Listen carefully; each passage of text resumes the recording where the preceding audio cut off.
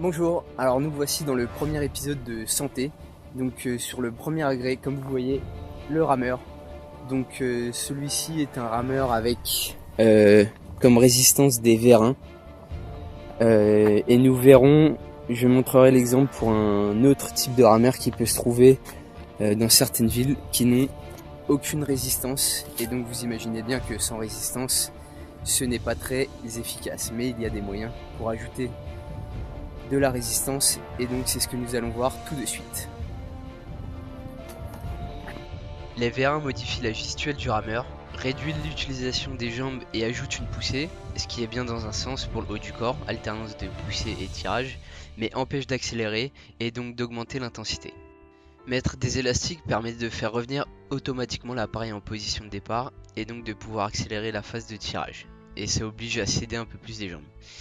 Il faut mettre chaque bout de l'élastique dans les cale-pieds et l'autre extrémité sur chaque poignet.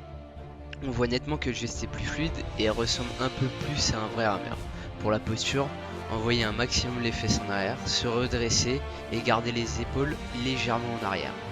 Si vous ne faites pas ça et que vous n'avez pas l'habitude de cet exercice, oubliez une de ces consignes vous fera courber le dos et ce n'est pas ce qu'il faut. Les muscles du dos doivent rester gainés pour maintenir l'alignement naturel de la colonne vertébrale le plus possible. Maintenant, si vous avez un rameur sans aucun vérin ou résistance, alors là, ça travaillera un peu le gainage de la sangle abdominale pour rester droit, mais c'est tout. On est donc pas loin du niveau 0 en termes d'utilité. L'ajout d'élastique permet de commencer à avoir une utilité, plus il y aura d'élastique et plus il y aura d'intensité.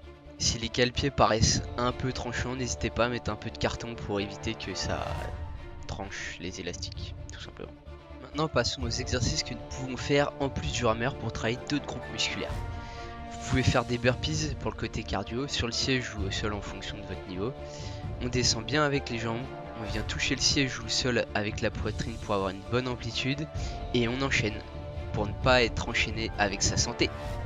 Vous avez le droit de me jeter des cailloux pour ce jeu de mots. Le kettlebell swing. Bon, à la place du kettlebell, vous pouvez utiliser votre bouteille d'eau si vous n'avez rien d'autre. Ce sera très vite limitant, mais c'est pour ça que l'élastique va aider à endurcir un peu l'effort. Genou légèrement fléchi tout au long de l'exercice. Il faut envoyer ses hanches en arrière et donner un coup de hanche pour faire décoller la bouteille avec la seule force des hanches. Les coups de hanche, tout le monde sait faire, hein, faites pas genre. Se concentrer sur la contraction des fessiers peut aider à la gestuelle. Sortir le buste et avoir les épaules légèrement en arrière pour ne pas arrondir le dos.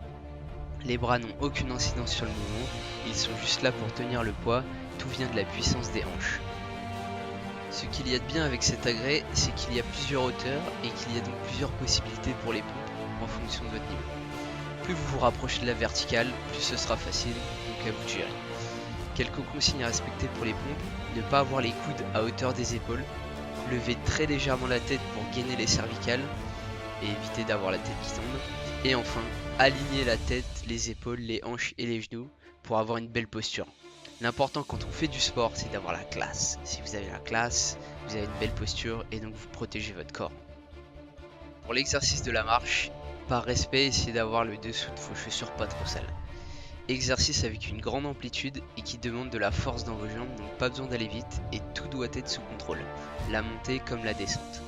Se concentrer sur le gainage de votre sangle abdominale pour l'alignement de la colonne, et on inspire quand on descend, on expire quand on monte. N'oubliez pas de nettoyer la fin de l'exercice, même si c'est pas beaucoup utilisé, hein. On respecte notre environnement. Pour finir, un exemple de circuit cardio qui permet de stimuler l'ensemble du corps. On enchaîne rameur, swing, burpees et sprint. La vitesse d'exécution et la résistance, donc l'intensité, c'est à vous de la déterminer. Bien évidemment, moins il y a d'intensité dans ce genre de circuit et moins votre corps aura besoin de s'adapter. En fonction de votre âge, de votre niveau, de votre état de forme du moment, il faut s'approcher petit à petit de sa limite pour commencer à connaître son corps et prendre du plaisir dans sa pratique sportive. Petite citation de Gandhi, parce que c'est beau: c'est dans l'effort que l'on trouve la satisfaction et non dans la réussite. Un plein effort est une pleine victoire.